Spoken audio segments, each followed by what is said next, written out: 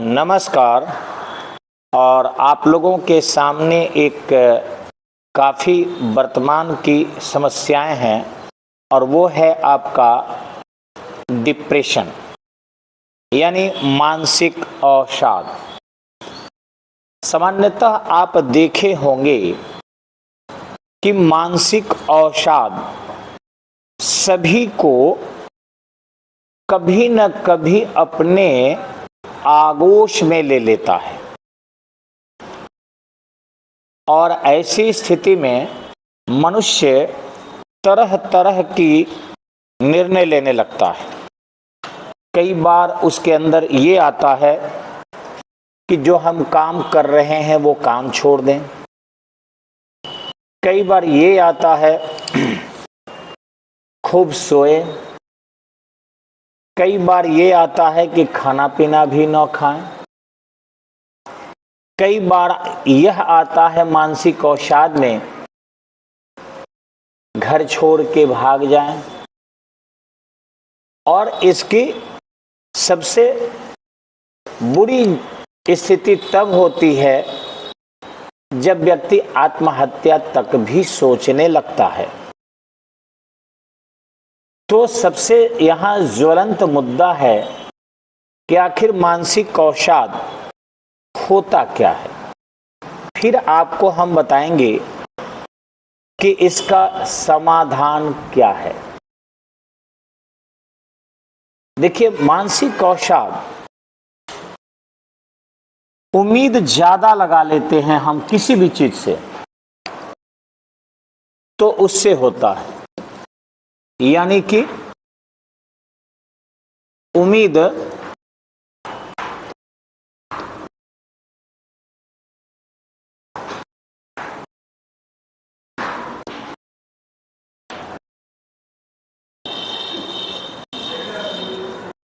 उम्मीदें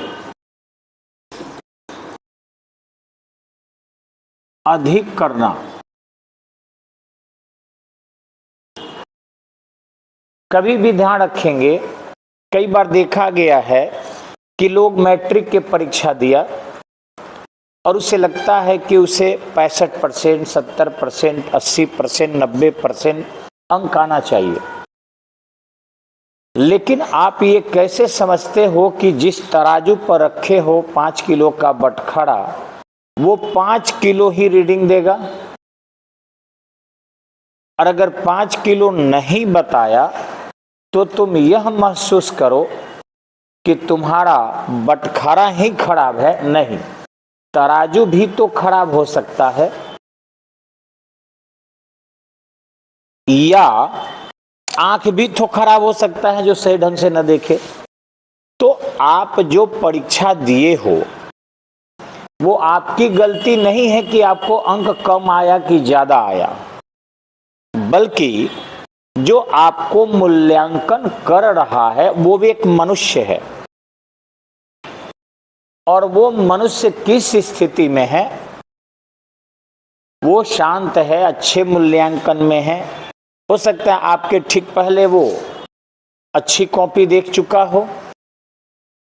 जैसे कहते हैं कि मुंह में चीनी अगर फाँक लिया जाए तो चाय का स्वाद नहीं लगता, लेकिन अगर मरीचा चबा लिया जाए तो पानी भी अच्छा लगता है तीखा से बचने के लिए।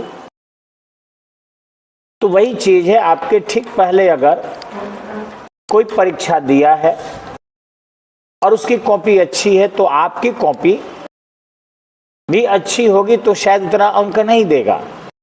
आप सोचो कि अगर किसी को 4 रोटी की भूख हो तो सबसे ऊपर वाली रोटी आदमी कितना तेजी से खाता है, लेकिन जो नीचे थाली मिलती है उसको खाने का दर क्या हो जाता है? कम, या छोड़ देता है आदमी कि अब कितना खाएगा, 3 तो खा लिए ना।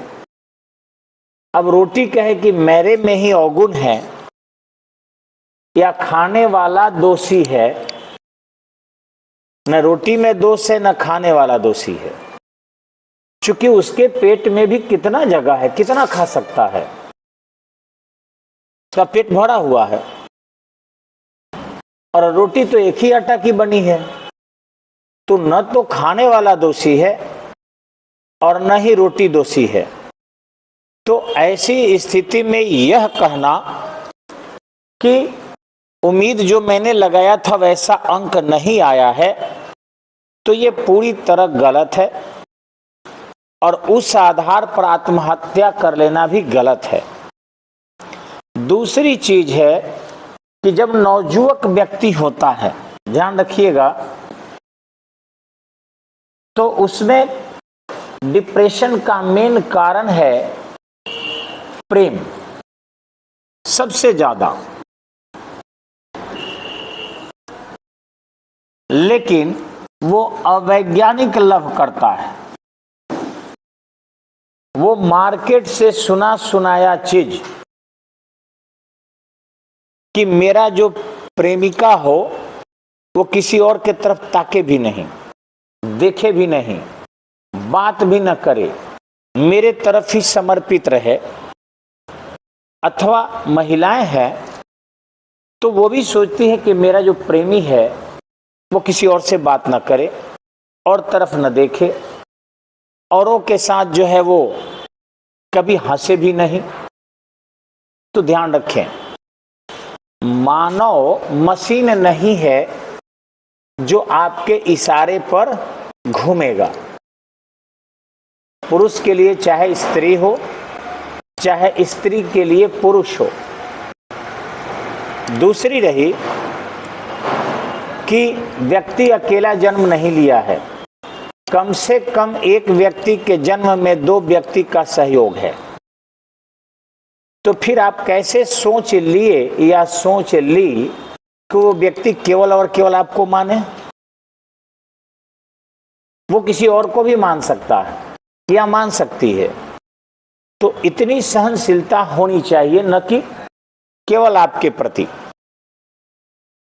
और ये कम उम्र के लोगों में डिप्रेशन की प्रवृत्ति ज्यादा देखने को मिलती है। जो अनुभवी हो जाते हैं, जो अनेक घटनाओं को देखते हुए एक सामान्य जिंदगी की घटना समझ लेते हैं, वो इस प्रेम के कारण डिप्रेशन में नहीं जाते। ध्यान देंगे। तीसरा कारण है समाज। समाज बहुत सारे लोगों को तरह तरह से प्रताड़ित करता है। हमने देखा है, अगर किसी के बाल कम हो तो लोग नियमित रूप से मजाक उड़ाता है, टकले हो गए हो, इसी उम्र में बाल उड़ गए, तुम्हारी शादी नहीं होगी, अगुआ तुम्हें नहीं लगेगा, लड़की है खा रही हो मोटी हो जाओगी, भोंडा जैसा चेहरा है, तुम्हें कोई लड़का नहीं पूछेगा, कहाँ से तिलक लाएंगे, कहाँ से दहेज देंगे, कितना तुम्हारा बाप दौड़ेगा, अच्छा दुल्हा नहीं मिलेगा, खाना कम खाओ। और दुबली है तो उसको कहा जाएगा तुमको कौन पूछेगा, इतनी दुबली हो, बीमारियां हो, रोगग्रस्त हो। इतना न समाज उसे बोलने लगता है, प्रताड़ित करने लगता है कि धीरे धीरे ये स्थिति परिवार में भी आ जाती है। और वो समाज और प्लस परिवार, ये दोनों भी इसके लिए उत्तरदायी हो जाता। चौथी कारण है आर्थिक कमजोरी।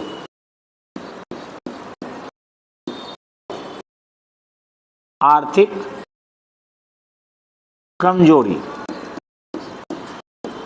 अब इसमें देखेंगे कि आपका अगर कोई भी परिचित लड़की है और पता चला कि दूसरी लड़की स्कूटी से जा रही है, तो उसे आत्मग्लानि होता है कि मैं भी स्कूटी से जाऊं। दूसरी लड़की अगर महंगे महंगे गहना पहन रही है, महंगे कपड़ा पहन रही है, अच्छे अच्छे दुकानों से कपड़ा अच्छे अच्छे नए नए डिजाइन का ले रही है, अच्छे कोट पहन रही है, अच्छे अच्छे होटल में जाकर खा रही है, स्वादिष्ट आइसक्रीम से लेकर और फिर चॉकलेट तक, मोमोज से लेकर फालूदा तक उसे नियमित रूप से मिल रहा है। तो दूसरी बच्ची में इस प्रकार के आकर्षण होते हैं और वो अपने परिवार पर दबाव बनाती है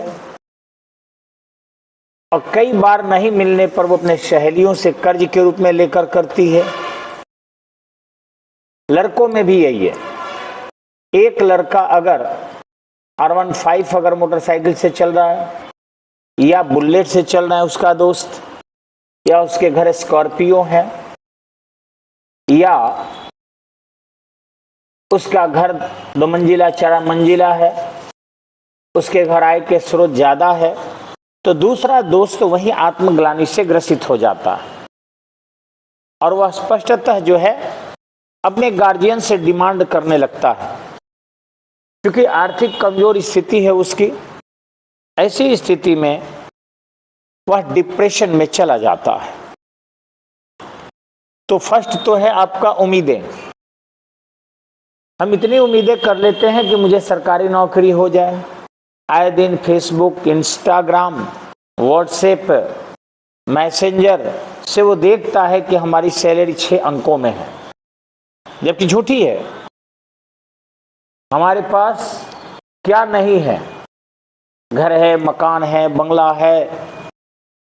अब उसके एक दोस्त ने कुछ झूठी फेसबुक पर डाल दिया, किसी दोस्त से राइफल रिवॉल्वर मांग के डाल दिया, किसी दूसरी के गाड़ी पर बैठकर फोटो डाल दिया, तो दूसरा दोस्त भी क्या करता है, वो चाहता है जल्दी से जल्दी मेरे पास भी गाड़ी हो जाए।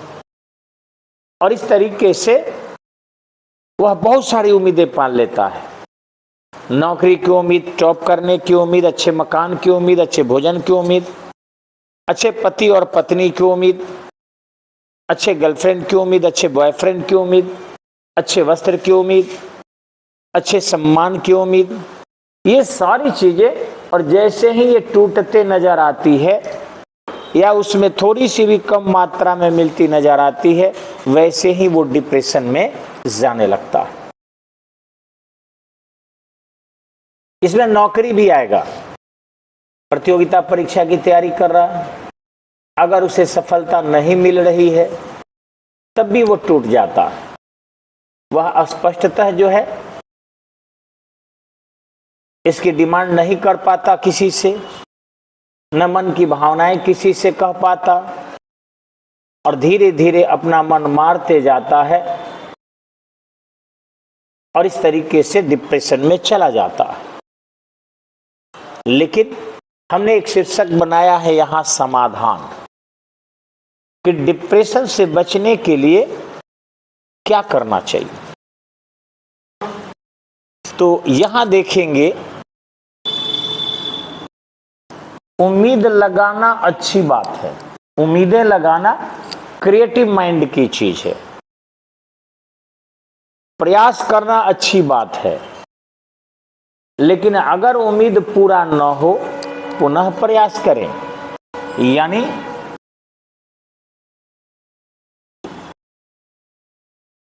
उम्मीदों के लिए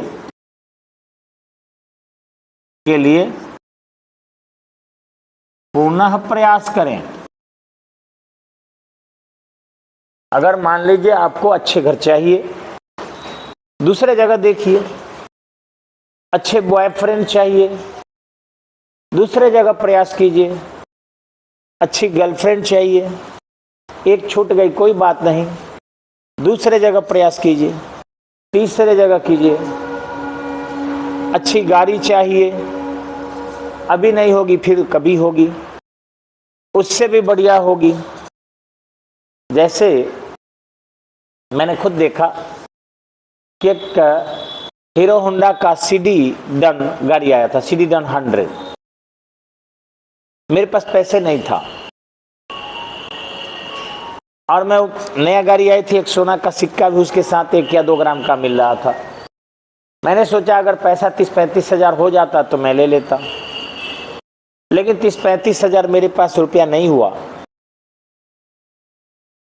और ठीक मेरे ही दूसरे भाई ले लिए CD डन 100।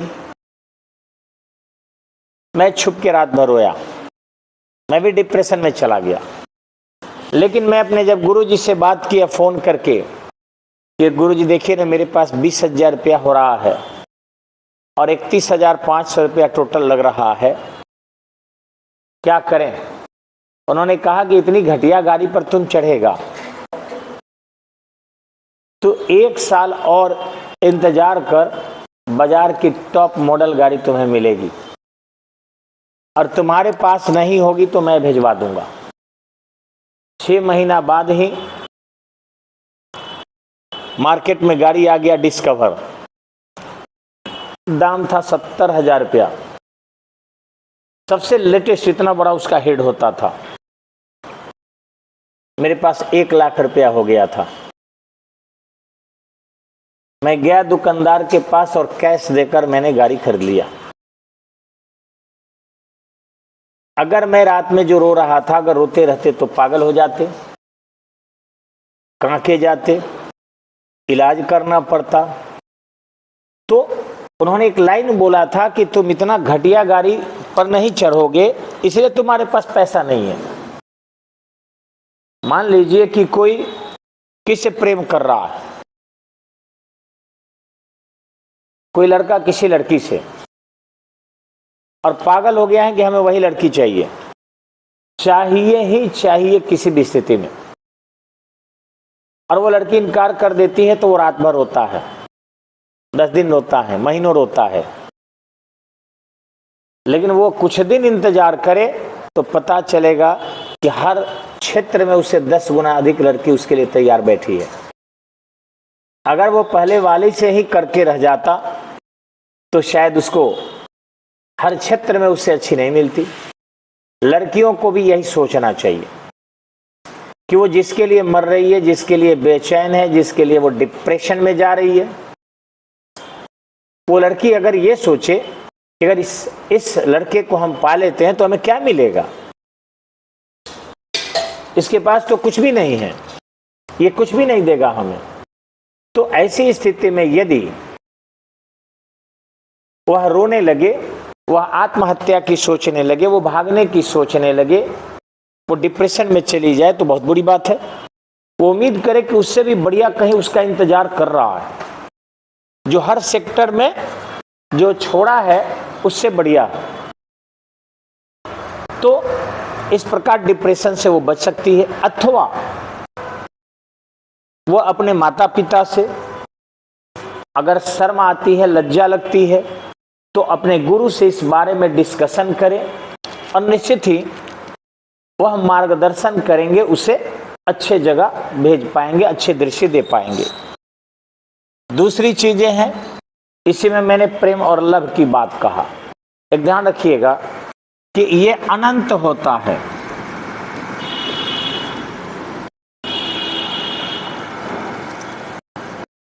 आज तक इस संसार में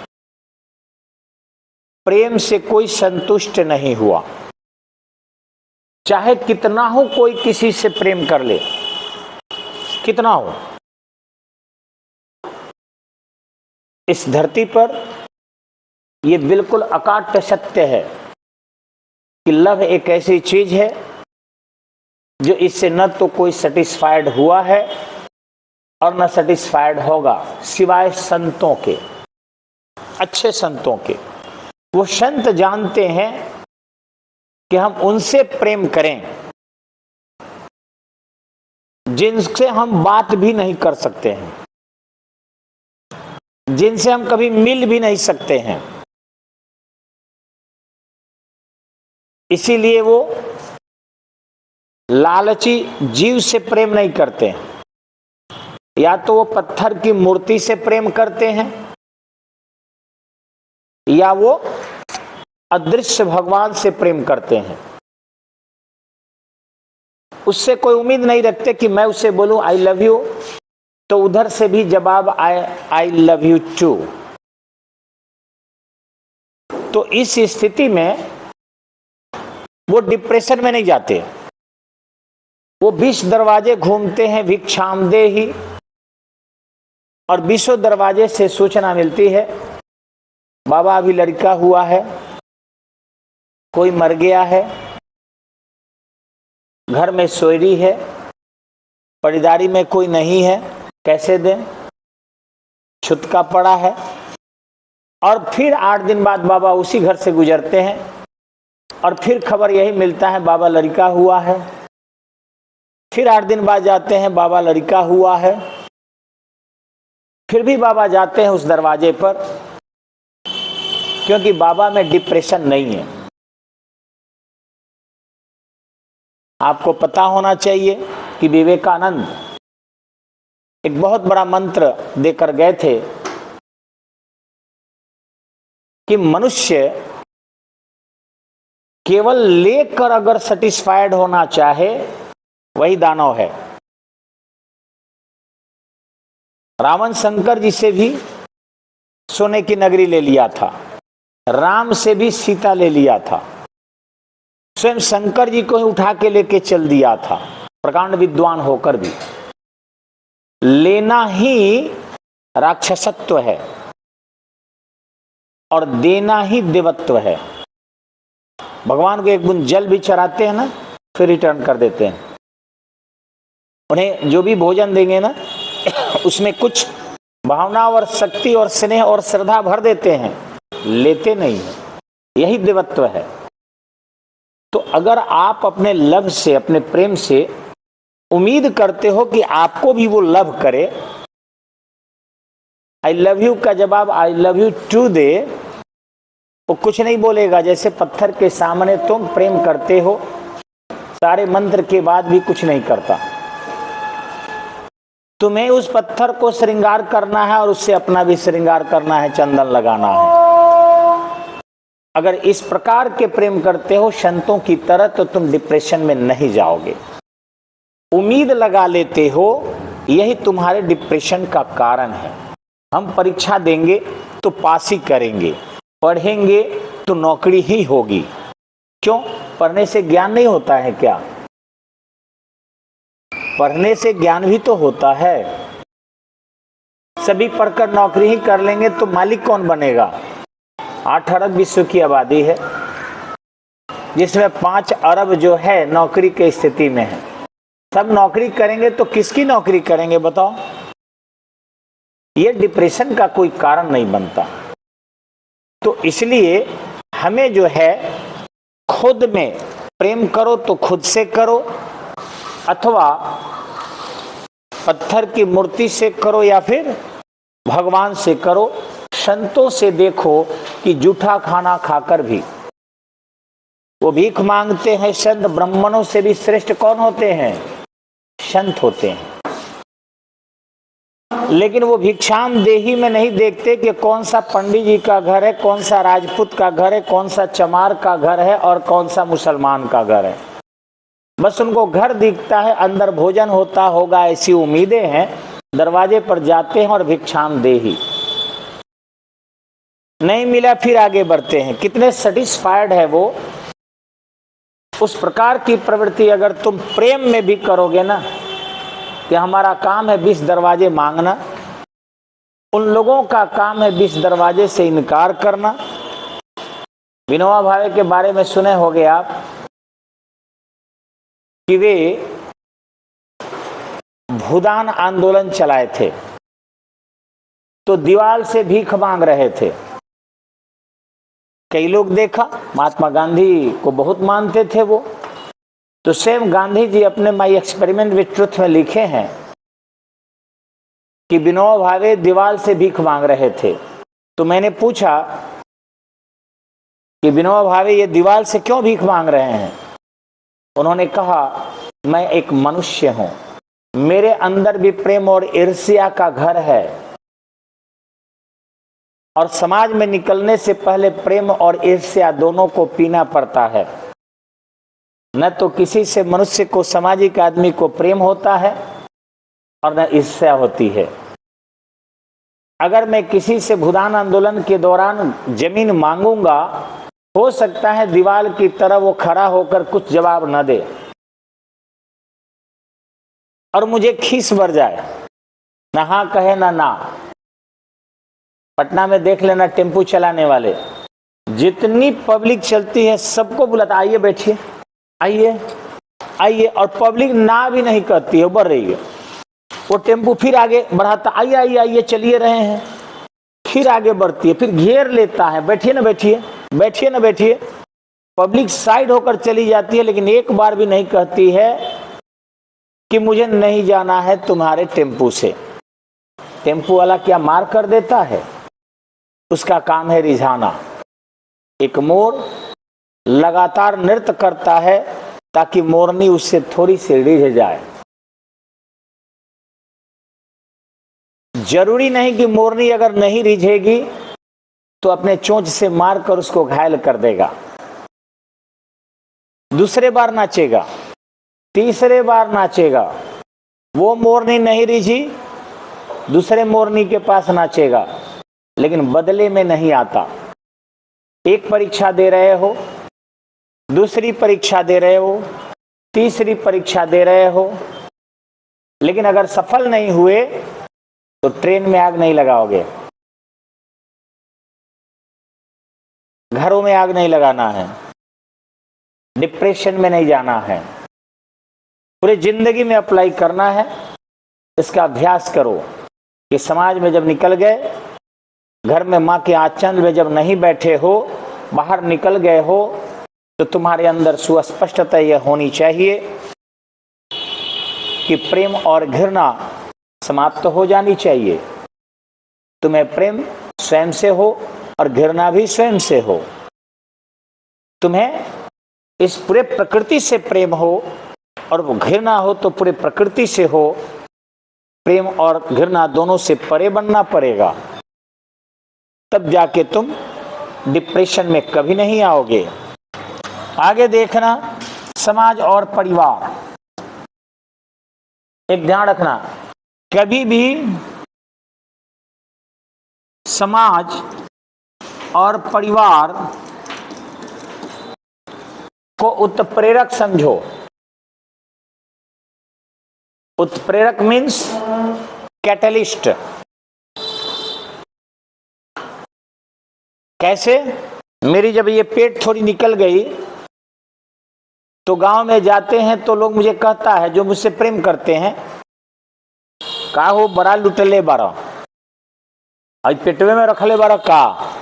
वो व्यंग नहीं बोल रहा है, मेरे प्रति उसका प्रेम है। वो कहना चाहता है कि तनी भीतर कर दो। वो दाबता है ऐसे कि और भीतर ले जा, और ले जा, और ले जा। और जब पूरा मैं कर लेता हूँ कि देखा तो कितना बढ़िया लगता रहो, यही न रखी है, लटका के रखत रहे एगो मास्टर, आधुनिक युग के अच्छा नहीं खेलागत। तो इस तरीके से वो बोलने का तरीका उसका भले बुरा है, लेकिन वो आपका उत्प्रेरक है। एक गाड़ी स्कॉर्पियो मैंने 2014 से रखा है। गांव में जाते हैं लोग, कहता का हो, सब लोग गाड़ी बदल ले लख, तू वही गाड़ी पर अभी चलता रहो, मुझे खराबे नहीं खे हो बे, तब वो बदल, देखत देखत देखत मन भर गई बा, बदल। यानी और मेहनत कीजिए, और पैसा कमाइए, और अच्छी गाड़ी पर चलिए। समाज अगर कहता है फलनमा के बेटा इतना दिन से तैयारी कर रहा है और फेले कर रहा है, खाली झूठ बोलता है कि रिजल्ट पीटी आया है, खाली झूठ बोलता है कि ये रिटर्न निकाला है, खाली झूठ बोलता है कि मेरिट एक अंक से छूटा है, ये सब आपका अपमान नहीं है, एक उत्प्रेरक है। तो समाज को समझिए, अगर आप पर व्यंग बोलता है, आपके दोस्त व्यंग बोलते हैं, आपकी सहेलियां व्यंग बोलती है, आपके गांव वाले व्यंग बोलते हैं, तो समझ लेना कि वो उत्प्रेरक का काम फ्री में कर रहे हैं, आपको मोटिवेट कर रहे हैं अच्छा करने के लिए। ये सोचना पड़ेगा, ऋणात्मक सोच में नहीं जाना होगा, नेगेटिविटी में नहीं जानी होगी। आगे परिवार। परिवार में भी ज्वाइंट फैमिली हो या कई बार माता पिता होते हैं, लेकिन सामाजिक अनुभव उतना नहीं होता, अतः वे लोग भी प्यार करने के तरीके भूल जाते हैं। अब हम दुनिया के सब कुछ बदल सकते हैं, माता पिता तो मेरे बस की बात नहीं है। तो कई बार हमारा परिवार, हमारे माता पिता भी अपने समाज से ज्ञान लिए होते हैं, वो कई बार बच्चों पर उलाहना और प्रताड़ना देते रहते हैं। देख फलानवा का बेटा कम दिन पढ़ा, कितना अच्छे कर गया। 90% बिहार के छोटे बच्चे जो सोनू के उम्र के थे डांटे गए हैं, क्योंकि सोनू मुख्यमंत्री के पास पहुंचकर फायदा उठा लिया। स्कूल में उसके एडमिशन भी हो गए, उसके घर भी बहुत पैसे मीडिया वालों ने और नेताओं ने पहुंचा दिया। तो सभी गार्जियन अपने उस उम्र के बच्चों को डांटने लगा। देखता देखा इतना छोट लड़का कितना अच्छा बोल रहा है, देखता ये तीसरा चौथा का लड़का 8वां तक के लड़के को पढ़ा रहा है, देखता। अब इतना व्यंग बोलने लगते हैं कि बच्चा टूटने लगता है। लेकिन बच्चे को सोचना चाहिए कि माता पिता को यही ज्ञान है, समाज को यही ज्ञान है, समाज क्या जाने। मैं भी जैसे आईएएस की तैयारी शुरू किया तो मेरे समाज के लोग भी कहा कि इनको एक छोटा सा मास्टर बन जाना चाहिए, या पिताजी की एक दुकान है तो इनको भी एक बढ़िया दुकान खोल लेना चाहिए, तनी तेज है पढ़ने में, बस बात खत्म। मैंने तैयारी की और मैंने दुकान ही खोला। जब मैं करता हूं मन सो जाता हूं, जब मन करता है क्लास में आता हूं, जब मन करता है गांव चला जाता हूं। न वस्तु कहीं से खरीदने का डर और न रोज रोज पैसा गिन के लौटाने का डर। बस एक बार बंडल के बंडल आ जाता है और 10 दुकानदारों के बराबर खर्च होते रहता है। व्यंग बोला था लोगों ने, लेकिन मेरा काम था निर्णय लेना। मैंने अपने हिसाब से निर्णय लिया।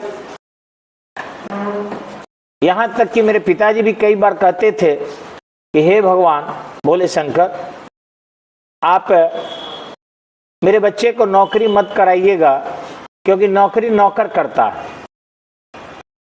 अगर ये गृहस्थ हो गया तो बड़ा अच्छा खेती करेगा और ये मालिक कहलाएगा, जमींदार कहलाएगा। उनको उतनी ही समझ थी। हमने कभी पिता की इस बात के लिए थोड़ा भी चिंता नहीं किया।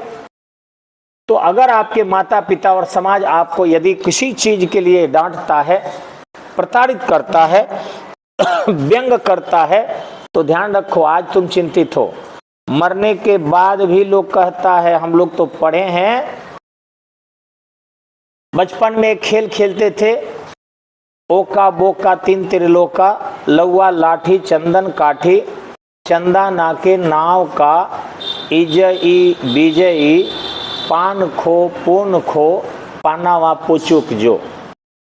यानी मरने के बाद की कहानी है। आदमी जब मर जाता है तो समाज कहता है ये बातें कि ओ का किया रे बोका, यानी तू बोका था, इतने दिन में जन्म लिया, खाली हाथ पसार के आया था। सिकंदर जब मरा था तो 3 बातें कही थी। एक कि मेरे लाश को डॉक्टर ले जाएंगे। क्यों सिकंदर कहा था मेरे लाश को डॉक्टर ले जाएंगे? क्योंकि दुनिया जाने कि ये डॉक्टर भी मुझे बचा नहीं सकते हैं, मरना तय है। दूसरा कहा था मेरी दोनों हाथें, मेरे जो रंथी चलेगी उससे बाहर लटका रहे, दुनिया समझे कि मैंने आधी दुनिया को जीत लिया है लेकिन लेकर कुछ नहीं जा रहा हूं। और तीसरी चीज कहा था कि मेरे कुकर्मों के बारे में भी बताते चलना है। हम आते हैं, बहुत लालची हो जाते हैं, धन दौलत पैसा मारो काटो लूटो, भाई से छीनो, बाप से बेईमानी करो, झूठ बोलो वगैरह वगैरह। स्त्री पुरुष, सेक्स, घर मकान, जिह्वा का स्वाद, आंख का स्वाद, कान का स्वाद, लिंग का स्वाद, इसमें जो उग्रता हमारे अंदर आती है सब मरने के बाद समाप्त हो जाती है। तो वही कहा जाता है कि ओ का किया रे बोका। फिर जल रहा होता है लौ से और लाठी से पीट पीट कर, लौवा लाठी आग से या मूज घास से, चंदन काठी यानी चंदन से जलाया गया, आकि ऐसे ही साधारण आग से जलाया गया। ओक्का किया रेबोका, लौवा लाठी चंदन काठी, चंदना के नाम का जो जलाया जा रहा है उसका क्या नाम हुआ, क्या किया जगत के लिए? चंदना के नाम का इजई विजयी, माने समाज को डिस्टर्ब किया, परिवार को डिस्टर्ब किया, इसके लिए आया था। विजयी हुआ, हार गया, आखिर विजयी हुआ, पेड़ लगाया, घर बनाया, सड़क बनाया, पढ़ाया लिखाया, समाज की सेवा किया, मंदिर बनाया, क्या किया? विजयी हुआ, खाली लूटा, चोरी किया, बेईमानी किया, डकैती किया, जात पात किया, ऊंच नीच किया, या बहुत से महिलाओं को बहुत से पुरुषों के साथ खाली दुर्व्यवहार किया, अच्छा खाया, अपने स्वाद में खाली लगा रहा, विजयी। और समाज के लिए कहा विजयी, तो विजयी विजयी। पान खो पुण्य खो, पान खो यानी कि पापी था कि पुण्य था। अब पाना मा पुचुक, जो मरल तो ठीके भल, पापी रहे, बोझ हटल। तो यही इस कहानी में बचपन में बताया गया था। तो फिर डिप्रेशन किस बात की? एक दिन के लिए, एक छोटा सा भी समाज के लिए तुम काम कर दिए हो, तुम अपना प्रकृति का रोल अदा कर दिए हो। इसलिए इस प्रकृति में कोई ऐसी उम्मीद मत लगाओ, ऐसी उम्मीद मत लगाओ जो कभी पूरा नहीं हो। मैं मैट्रिक में बहुत अच्छा लिखा था, सेकंड डिवीजन आया, खुश था, मिठाई बांटे। मैं आईएएस की तैयारी किया, फेल हो गया, तब वो खुश था। मैंने दिल्ली विधानसभा चुनाव लड़ा, हार गया, तब वो खुश था। छपरा विधानसभा चुनाव लड़ा, हार गया, बुरी तरह जमानत जब्त हुई, जिलेबी बंटवाए। लोकसभा चुनाव लड़े महाराजगंज, उसमें भी बहुत बुरी पोजीशन थी, फिर भी मैं जिलेबी और समोसा रसगुल्ला तीनों बंटवाया, सारे बच्चे खाए। कैसे मैं हार गया? मैं तो जीता। आईएएस की तैयारी किए तो कम से कम पीटी मेन इंटरव्यू तक तो गए। विधानसभा चुनाव लड़े तो कम से कम दिल्ली के लोग तो जाना, छपरा में तो जाना, महाराजगंज क्षेत्र में भी तो जाना। जानता कौन था मेरे जैसे आदमी को? उतने लोग गॉसिप तो बना कि वो कोचिंगों वाला खा रहा है, बड़ा लूटले है, बड़ा कमौले है।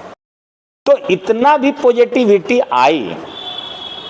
इसलिए उम्मीद अधिक मत लगाओ, मैंने अधिक कहा है, उम्मीद लगाओ, अधिक नहीं, क्योंकि किसी को उम्मीद आज तक पूरी नहीं हुई।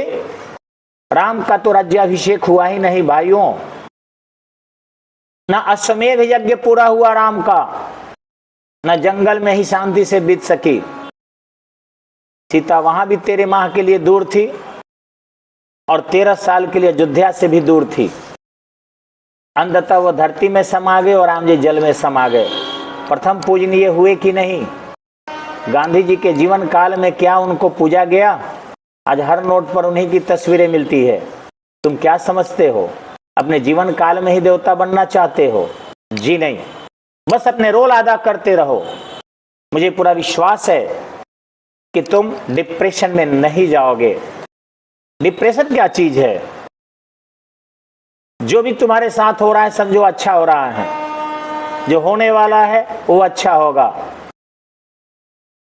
जो समाज तुम्हारे ऊपर व्यंग बोल रहा है, तुम्हारे पूर्व जन्मों के किसी गलती को वो कम कर रहा है, क्योंकि जिन पर भी व्यंग बोले जाते हैं वो अच्छे करते हैं। बड़े बड़े नेता तो अपने पुतला खुद पैसे देकर जलवाते हैं, खुद अपने पोस्टर फड़वाते हैं, इसलिए क्योंकि उनके जाने अनजाने में प्रकृति में जो अपराध हुआ है वो कम हो जाए। तो ऐसी स्थिति में अगर आपके साथ भी कुछ दुर्घटनाएं घट रही है तो एक ध्यान रखना, तुम्हारी उम्मीदें भी अगर पूरी नहीं हो रही है तो एक ध्यान रखना कि अब तुम्हारा जो है बुराई का पन्ना खत्म होने वाला है और अच्छाई का पन्ना आने वाला है।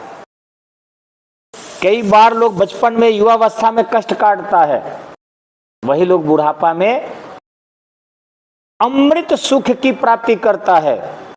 और जिनको बचपन में और युवावस्था में अमृत सुख जैसा सुख मिलता है ना, बुढ़ापा में 12 साल तक मोटा मोटा कीड़ा पड़ता है, निकलता नहीं है। इसलिए आज के दुख से तुम दुखी मत होना, पन्ना तो सबके बराबर ही है। जब जिल्द को स्टार्ट करते हो ना तो अंतिम जिल्द भी मिलता है। किसी के पन्ने पहले खुल जाते हैं तो सुख दुख साथ चलता है, और किसी के केवल सुख मिलते हैं तो दुखिया दुखी होकर अवसाद में चला जाता है। लेकिन ध्यान रखना, तुम्हारे दुख के पन्ना पहरे अगर पलटे हैं तो सुख का पन्ना आने वाला है। इंतजार करो। डिप्रेशन में किसी हाल में मत जाओ।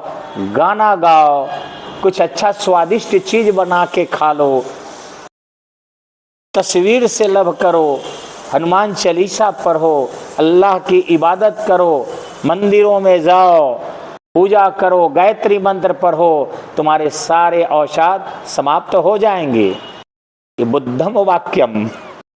ठीक है, धन्यवाद, नमस्कार।